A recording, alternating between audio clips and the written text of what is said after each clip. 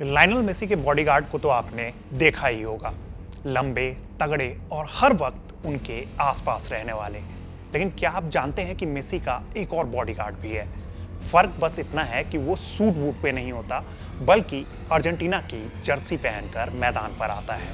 नाम है रोद्रिगो दी Paul. FIFA world cup 2026 के अपने पहले मैच में अल्जीरिया के खिलाफ मेसी ने हैट्रिक लगाई और पहले गोल के लिए जिस प्लेयर ने मेसी को शानदार असिस्ट दिया वो भी रोद्रिगो दी पॉल ही थे। सोशल मीडिया पर लोग मजाक में कहते हैं कि दी पॉल का काम सिर्फ मिडफील्ड में खेलना नहीं है, बल्कि मेसी की सुरक्षा भी करना है। लेकिन आखिर ऐसा क्या है कि पूरी दुनिया उन्हें मेसी का अनऑफिशियल बॉडीगार्ड कहने लगी? दोनों की दोस्ती की शुरुआत कहां से हुई और कैसे एक ऐसा लड़का जो 14 साल की उम्र में ही फुटबॉल से अलग होने का मन बना चुका था, आगे चलकर अर्जेंटीना के फुटबॉल इतिहास की सबसे सफल टीम का अहम हिस्सा बन गया। आज यही कहानी हम आपको सुनाने जा रहे हैं।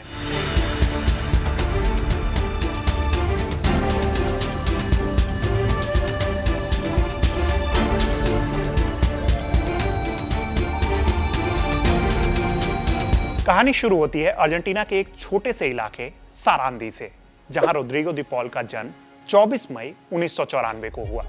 बीन स्पोर्ट्स की रिपोर्ट के मुताबिक उन्होंने सिर्फ 3 साल की उम्र में ही फुटबॉल खेलना शुरू कर दिया था। उनके बड़े भाई दामियान पहले से ही फुटबॉल खेलते थे और दे पॉल भी उनके पीछे पीछे मैदान पर पहुंच जाते थे। उस समय उनकी उम्र के बच्चों के लिए कोई टीम नहीं थी, इसलिए उन्हें बड़े बच्चों के साथ मैदान पर जाना होता था। कई बार तो उन्हें गोलकीपर भी बनाया जाता था, जैसा अक्सर फुटबॉल मैचेस में आप देखते हैं कि जो सबसे छोटा होता है उसको गोलकीपर बना दिया जाता है। लेकिन धीरे धीरे सबको समझ आने लगा कि इस बच्चे में कुछ खास है। 8 साल की उम्र में ही वो अर्जेंटीना के मशहूर क्लब रेसिंग क्लब की एकेडमी में पहुंच गए और वहीं से उनका असली सफर शुरू हुआ। बचपन में दे पॉल का जीवन आसान नहीं था। परिवार बहुत अमीर नहीं था, लेकिन उनके आसपास ऐसे लोग जरूर थे जो उन्हें आगे बढ़ते हुए देखना चाहते थे। फुटबॉल उनके लिए सिर्फ खेल नहीं था, बल्कि उस समय एक सपने जैसा था। वो रोज घंटों मैदान पर बिताते थे, रेसिंग क्लब की युवा टीमों में जाके खेला करते थे और खुद को लगातार बेहतर बनाने की कोशिश करते थे।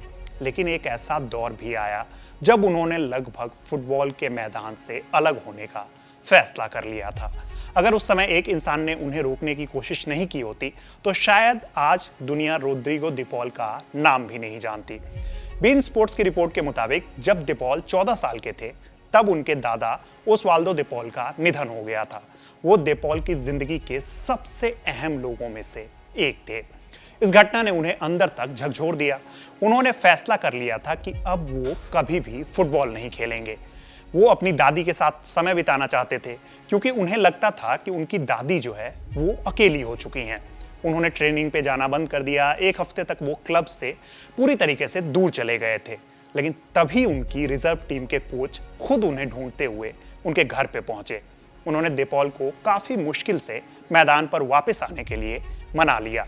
बाद में दे पॉल ने माना कि अगर उस दिन उनके कोच उन्हें वापस लेने नहीं आते, तो उनका करियर शुरू होने से पहले ही खत्म हो जाता। रोद्रिगो दी पॉल ने फिर से ट्रेनिंग शुरू कर दी और कुछ साल बाद ही मेहनत का फल मिलने लगा। 10 फरवरी 2013 को दे पॉल ने रेसिंग क्लब की सीनियर टीम के लिए डेब्यू किया। शुरुआत आसान नहीं रही, लेकिन उन्होंने खुद को साबित करना जारी रखा। जल्द ही यूरोप के बड़े क्लब्स की नजरें उन पर टिक गई। 2014 में वो स्पेन के क्लब वेलेंसिया पहुंच गए। यह उनके करियर के लिए बड़ा कदम था, लेकिन पहला ही मैच उनके लिए किसी बुरे सपने जैसा साबित हुआ। डेब्यू के 1 मिनट बाद ही उन्हें रेड कार्ड दिखा दिया गया। बहुत से प्लेयर ऐसी शुरुआत के बाद टूट जाते हैं, लेकिन दे पॉल ने हार नहीं मानी। उन्होंने संघर्ष जारी रखा। हालांकि वेलेंसिया में उन्हें वो पहचान नहीं मिली जिसकी उन्हें उम्मीद थी, लेकिन उन्होंने कई ऐसे मैचेस खेले जहां पे टीम को उनकी बहुत जरूरत थी। कुछ समय बाद वो वापस रेसिंग क्लब लौटे, लेकिन यहां वापसी ज्यादा लंबी नहीं चली। जल्द ही उन्होंने एक बार फिर से यूरोप का रुख किया और इस बार उनका ठिकाना बना इटली का क्लब उदिनीज। यहीं से दे पॉल का असली ट्रांसफॉर्मेशन शुरू हुआ। उदिनीज में उन्होंने खुद को एक कंप्लीट मिडफील्डर के तौर पर डेवलप कर लिया। अब वो सिर्फ अटैक नहीं किया करते थे, बल्कि बॉल छीनते थे और डिफेंस की मदद करते थे। इस दौरान उन्हें एक नया निकनेम मिला, एल मोतरसीतो, यानी कि छोटा इंजन, क्योंकि वो बिना थके पूरे मैच में भागा करते थे और यही क्वालिटी बाद में उन्हें अर्जेंटीना टीम का अहम हिस्सा बनाने वाली थी। 2018 में अर्जेंटीना फुटबॉल एक बड़े बदलाव के दौर से गुजर रही थी। टीम के लिए फीफा वर्ल्ड कप 2018 काफी निराशाजनक रहा था और नए कोच लियोनेल स्कलोनी नई टीम बिल्ड कर रहे थे। उसी दौरान दे पॉल को पहली बार नेशनल टीम के लिए बुलावा आया। इराक के खिलाफ मैच में उन्होंने डेब्यू किया और फिर कभी भी पीछे मुड़कर नहीं देखा। धीरे धीरे वो स्कलोनी की टीम के सबसे भरोसेमंद प्लेयर्स में शामिल हो गए। वो गोल कम किया करते थे, लेकिन वो टीम को एक अलग बैलेंस देते थे, जैसे कि बॉल जीतते थे, पासिंग लाइन को ब्रेक कर दिया करते थे और फॉरवर्ड प्लेयर्स को गोल करने के मौके देते थे। और यहीं से शुरू हुई लायनल मेसी और रोड्रिगो दी पॉल की दोस्ती। वर्ल्ड कप 2018 के बाद मेसी भी नए प्लेयर्स के साथ टीम में तालमेल बनाने की कोशिश कर रहे थे। दे पॉल और मेसी के बीच शुरुआत में मैदान पर अंडरस्टैंडिंग बनी और फिर ये रिश्ता मैदान के बाहर भी मजबूत होता गया। द एथलेटिक की रिपोर्ट के मुताबिक कोलंबिया, पेरू, पनामा, होंडुरास और चिली के खिलाफ मैचेस में कई बार ऐसा देखा गया कि जब भी कोई मेसी पे टैकल करता था, उसके कुछ सेकंड के भीतर ही दे पॉल विरोधी प्लेयर्स से जाकर बहस करते हुए नजर आते थे और इसी वजह से सोशल मीडिया पर लोग उन्हें मेसी का बॉडीगार्ड कहने लगे। हालांकि दे पॉल खुद कहते हैं कि वो ऐसा इसलिए करते हैं क्योंकि वो मेसी से बहुत ज़्यादा प्यार करते हैं और उनका काफ़ी सम्मान भी करते हैं। दोनों की दोस्ती सिर्फ मैदान तक सीमित नहीं है। अर्जेंटीना टीम के कैंप में दोनों अक्सर साथ दिखाई देते हैं। दे पॉल ने एक इंटरव्यू में कहा कि लोग समझते हैं कि वो मेसी की देखभाल करते हैं, लेकिन सच ये है कि कई बार मेसी उनकी देखभाल किया करते हैं। वो बताते हैं कि मेसी हमेशा उन्हें सलाह देते हैं और उनका खूब ख्याल भी रखते हैं। शायद यही वजह है कि दोनों के बीच इतनी बेहतरीन अंडरस्टैंडिंग बन चुकी है। इस दोस्ती का असर मैदान पर भी अब साफ दिखाई दे रहा है। अब याद कीजिए 2021 का कोपा अमेरिका का फाइनल। दे पॉल ने लॉन्ग पास दिया था जिस पर आंहेल दी मारिया ने गोल किया था और अर्जेंटीना ने ब्राजील को हराकर खिताब जीत लिया था। इसके बाद 2022 वर्ल्ड कप आया।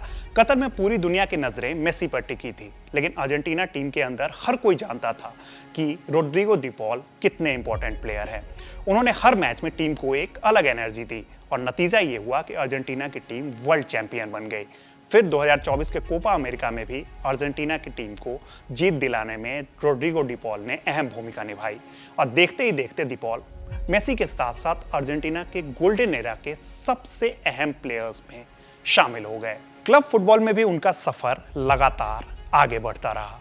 उदिनीज से शानदार प्रदर्शन के बाद वो एटलेटिको मैड्रिड पहुंचे। वहां 4 सीजन में उन्होंने टीम के लिए महत्वपूर्ण भूमिका निभाई। उन्होंने कई गोल किए, असिस्ट दिए और डिएगो सिमियोनी की मेहनती टीम का हिस्सा बने। लेकिन 2025 में एक ऐसा फैसला आया जिसने फुटबॉल फैंस और खासकर मेसी फैंस को काफी उत्साहित कर दिया। रोड्रिगो डी पॉल ने इंटर मियामी ज्वाइन कर लिया। ट्रांसफर फी करीब 15 मिलियन यूरो रही और वो एक बार फिर मेसी के साथ क्लब फुटबॉल में भी नजर आने लगे। जिस दोस्ती ने अर्जेंटीना को वर्ल्ड कप जिताया था, अब वही पेयर जो है अमेरिका में साथ दिखाई देने लगी। दिलचस्प बात यह है कि जब मेसी 2025 में भारत आए थे, तब भी दे पॉल अक्सर उनके साथ दिखाई दे रहे थे। आज नौबत यह है कि अगर मेसी मैदान पर हैं, तो दे पॉल कहीं ना कहीं आपको आसपास जरूर नजर आएंगे। वो सिर्फ एक टीममेट और दोस्त नहीं है, वो उस जनरेशन का भी हिस्सा है जिसने मेसी को उनके करियर की सबसे बड़ी उपलब्धि दिलाने में मदद की। आज जब लोग रोड्रिगो दी पॉल को देखते हैं तो उन्हें एक मेहनती मिडफील्डर नजर आता है। कुछ लोग उन्हें मेसी का बॉडीगार्ड कहते हैं, कुछ उनका सबसे बढ़िया दोस्त, लेकिन शायद उनकी असली पहचान इससे भी बड़ी है। वो उस प्लेयर का नाम है जिसने मुश्किल समय में हार नहीं मानी, जिसने अपने दादा के निधन के बाद भी सपनों को जिंदा रखा, जिसने यूरोप में स्ट्रगल किया और जिसने अर्जेंटीना की सबसे सफल टीमों में अपनी जगह पक्की की। और शायद यही वजह है कि जब भी मेसी मुस्कुराते हुए नजर आते हैं तो कुछ ही दूरी पर आपको रोड्रिगो दी पॉल भी मुस्कुराते हुए दिखाई देते हैं।